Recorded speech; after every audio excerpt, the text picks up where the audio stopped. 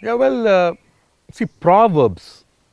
Yeah, I disagree with you that they change because I am a good subscriber to proverbs. I'm a big fan of a lot of proverbs because I think they have, you know, held good as time passes and they have stayed the test of time. That's why they're called proverbs.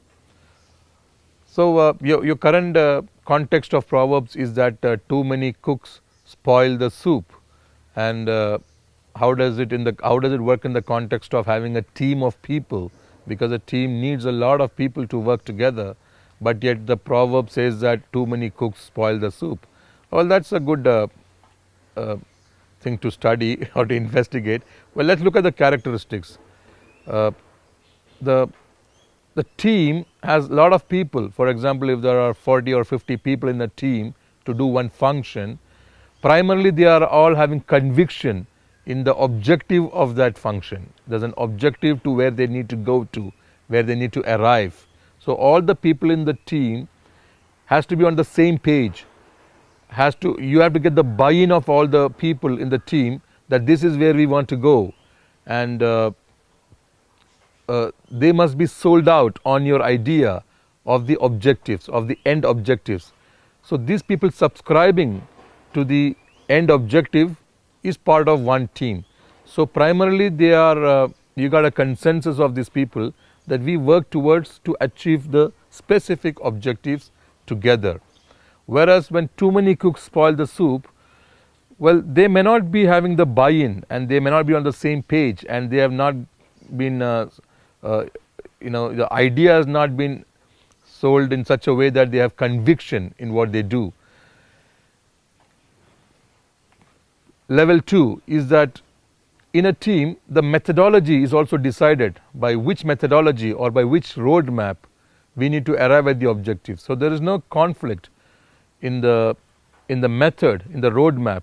Well, if there are variable ideas or diverse ideas, then you have to articulate it, categorize it as a 2 or 3 ideas or 4th roadmap or 5th method to arrive at the same objectives. So within a team you can have 5 categories of people who has various methods which they are comfortable doing and all arriving at the same objective in a specific time period.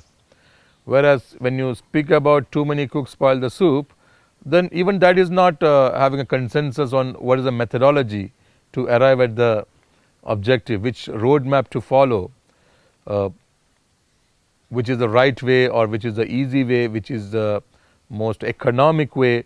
Well, such discussions may not be there when you say too many cooks spoil the soup. Well, it's all about ideas. So the deterrent to having a good team is misplaced ideas, ideas out of context. See, everybody gets ideas, everybody has conviction in an idea because probably because it is there. So imposing that idea on other people at an inappropriate time within the context, within the duration of the achieving the objective can be a deterrent. It can displace the people's focus on the method at which we have to arrive at the objectives. So when you say about the cooks who spoil the soup, it's again a clash of ideas. Actually, it is I think it is about enforcing everybody's ideas, which is at an inappropriate time. So a conflict arises.